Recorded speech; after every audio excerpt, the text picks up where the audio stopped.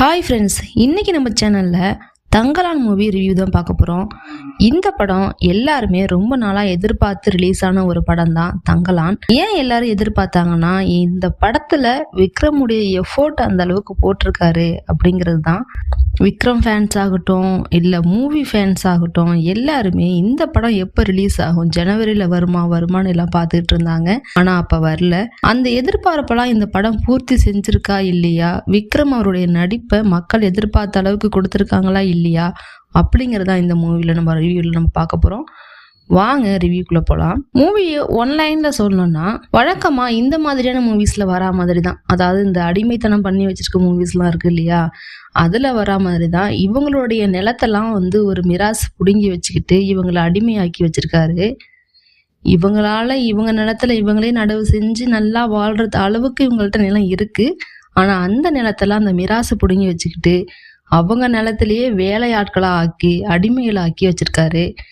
அதை விட்டு அவங்களாம் வெளியில் வந்தாங்களா இல்லையாங்கிறது தான் படம்.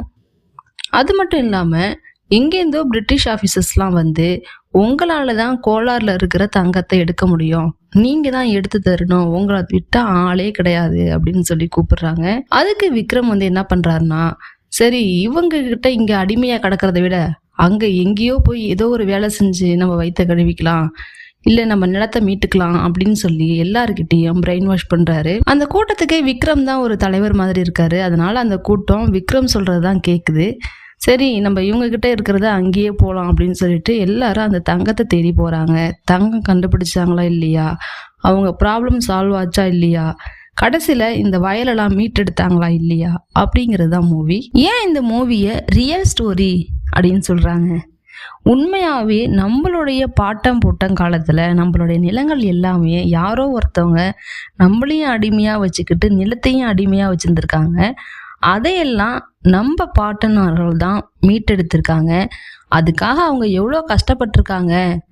நம்ம இன்னைக்கு ஈஸியாக யாரோ ஒருத்தவங்கிட்ட ரியல் எஸ்டேட்காரங்கிட்ட விற்கிற இந்த நிலம் ஒரு காலத்தில் எவ்வளோ கஷ்டப்பட்டு மீட்டெடுக்கப்பட்டுச்சு அப்படிங்கிறது தான் இந்த மூவி சொல்லுது. மூவியில் சொல்கிற விஷயம் ஒன்றும் அப்படியே ஆணி அடிக்கிற மாதிரி இருக்குது. அந்த அளவுக்கு உண்மையான விஷயங்கள். அவங்க எவ்வளோ கஷ்டப்பட்டிருக்காங்க. இவ்வளோ நிலத்தை வச்சிருக்க மனுஷங்களால ஒரு உடை கூட ஒழுங்காக உடுத்த முடியல அப்படிங்கிற கஷ்டத்தை அவங்க எவ்வளோ அழகாக வெளில சொல்லியிருக்காங்க அப்படிங்கிறது தான் படம். இடையில நான் ஏற்கனவே சொன்ன மாதிரி ஒரு சில ஹாலிசினேஷன் மாதிரி விக்ரமுக்கு போகுது. ஏதோ பேய் மாதிரியும் காட்டுறாங்க. இதெல்லாம் படம் வேற பக்கம் போகிற அந்த ஸ்டோரி நமக்கு ஏன் அது இந்த மாதிரி ஒரு ஃபேண்டசி அட்வென்ச்சர் மாதிரி தோணுது அப்படிங்கன்னே தெரியல. அந்த அளவுக்கு அவங்க கொண்டு வந்திருக்காங்க. எப்பயோ ஒரு தடவை, அதாவது ஒரு சில ஹீரோஸ்க்கெலாம் பார்த்தோன்னா ஸ்டார்டிங்கில் அந்த மாதிரி ஏதோ ஒரு ஹாலுசினேஷன் ஏற்படும். அதுக்கப்புறம் அவர் எந்த வழியில் போகணும் அப்படிங்கிறத புரிஞ்சுக்கிட்டு போவார். ஆனால் படம் ஃபுல்லாகவுமே ஹாலுசினேஷன் வந்திருக்கு. அதனால் படம் பார்க்குற ஒரு சிலர், அதாவது படத்தை பற்றி ரொம்ப தெரியாதவங்க இருப்பாங்க இல்லையா, அவங்களுக்கெல்லாம் இந்த படம் புரியவே மாட்டேங்குது. நமக்கு எப்படி 1001 படம் ஸ்டார்டிங்கில் நமக்கு புரியலையோ, அந்த படம் ரிலீஸ் ஆனப்போ நமக்கு புரியலையோ, அந்த மாதிரி ஒரு விஷயத்தை தான் இதுவும் ஏற்படுத்தியிருக்கு. ரொம்பவே ஈஸியாக சொல்ல வேண்டிய கதையை ஏன் இவ்வளோ கஷ்டப்படுத்தி சொல்லியிருக்காங்கன்னு தெரியல. இதில் வீணா போனது என்னன்னு பார்த்தீங்கன்னா, விக்ரமுடைய உழைப்புன்னு தான் சொல்லணும். அவர் அப்படியே உயிரை கொடுத்து நடிச்சிருக்காரு. எப்படி சொல்கிறது, இந்த எஃபோர்ட்டுக்கு அவர் இன்னும் 10 படம் எடுத்திருக்கலாம். அவரே ஸ்டேஜில் சொல்லியிருந்திருக்காரு, நான் இத்தனை படம் எடுத்திருக்கேன், அது எல்லாத்துலேயும் பட்ட கஷ்டத்தை விட இதில் நான் பட்டிருக்கிறது அந்த படத்தை கம்பேர் பண்ணும்போது 10% தான். அதாவது அந்த படங்கள்லாம் 10% எஃபோர்ட் தான் போட்டிருக்காராம் அவர். இதில் 100% போட்டிருக்கேன்னு அவரே சொல்லியிருக்காரு. ஆனால் அந்த 100% வேஸ்ட் ஆகிட்டாங்க. ஏன்னா ஸ்டோரி என்ன இருக்கோ அதை எடுத்திருந்தா ஓகே. ஸ்டோரிக்கு மேலே கொஞ்சம் கொண்டு போகிறேன், மக்களை நெக்ஸ்ட் லெவலுக்கு கொண்டு போகிறேன் அப்படின்னு சொல்லி ட்ரை பண்ணி அது வேறு மாதிரி ஆயிடுச்சு கதையே. நிறையா பேர் தங்கலானுக்கு நெகட்டிவ் ரிவ்யூ கொடுக்கறதுக்கு மெயின் பாயிண்ட் நான் ஏற்கனவே சொன்ன மாதிரி சிஜி. ஒரு பாம்பு, ஒரு கருஞ்சிறுத்தை, மயில், இந்த மாதிரியான விஷயங்கள்லாம் படத்தில் வருது. அது நம்ம பார்த்தோன்னே கண்டுபிடிக்கிற மாதிரி பொம்மை படத்தில் வரா மாதிரி இருக்குது. அந்த மயில், அந்த கருஞ்சிறுத்தை, அந்த பாம்பெல்லாம் நல்லா பார்த்தாலே நமக்கு தெரியுது பொம்மை படத்தில் வரா மாதிரியே கிரியேட் பண்ணியிருக்காங்க. ஒரு ரியலிஸ்டிக்காக அது நம்ம பார்க்கவே முடியல. ரியலிஸ்டிக்காக இல்லைன்னு தான் சொல்லணும்.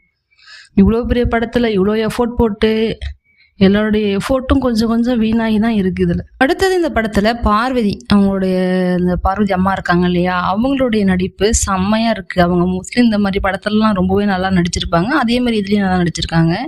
இன்னொரு மறக்க முடியாத ஒரு கேரக்டர் என்னன்னா மாளவிகா மோகன் தான். அவங்களுடைய நடிப்பு தான். அவங்கள வந்து வேற ஆங்கிள் வேற மாதிரியான நடிப்புல பார்த்துட்டு இந்த மாதிரி பார்க்கும்போது ரொம்பவே நல்லா இருக்கு. பார்க்குறவங்களுக்கு கொஞ்சம் சர்ப்ரைசிங்காகவும் இருக்கு. அடுத்தது இந்த பசுபதிங்கிற கேரக்டர். படம் பார்த்த நிறைய பேர் இந்த கேரக்டர் ஏன் வந்திருக்குங்கிற மாதிரி இந்த தியேட்டர் ரிவ்யூலலாம் கொடுத்துருந்தாங்க. அந்த கேரக்டரும் வேணும்னு தான் நான் நினைக்கிறேன். அதுவும் வந்து ஒரு நம்மள டிசப்பாயிண்ட் பண்ணாம இருக்கிற ஒரு கேரக்டர்னா அந்த பசுபதிங்கிற கேரக்டர் நல்லா இருக்கு. இந்த மாதிரி ஒவ்வொருத்தரும் அவங்க கேரக்டர் ரொம்பவே சரியா நேர்த்தியா பண்ணியிருக்காங்க. ஆனா கதை தான் ஏன் இப்படி கொண்டு போனாங்கன்னு தெரியல. எனக்கு தான் அப்படி தெரியுதா இல்ல மூவி பார்க்குற எல்லாருக்கும் அப்படிதான் தெரியுதான்னு தெரியல. ஒருவேளை நீங்க போய் இந்த மூவி பார்த்தீங்கன்னா கீழே கமெண்ட் செக்ஷன்ல உங்களுடைய பாயிண்ட் ஆஃப் வியூவை கண்டிப்பா கமெண்ட் பண்ணுங்க.